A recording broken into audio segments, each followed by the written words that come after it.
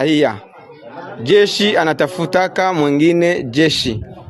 Mtu ambaye watashika na silaha, huyo ndiye watatafuta. Lakini kwa ule wote akuwe raia wa Kinyarwanda, wa Kinyamurenge, mwenye tapatikana hana silaha, huyo ni mtu ambaye atakuwa sikirize kama wengine wa raia wenye wanakaa hapa Uvira.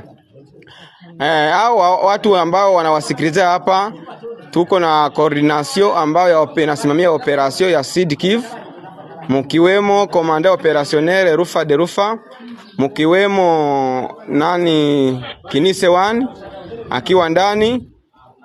Hao njoo ambao na watu wa serikali ambao wamewasikilize mzuri.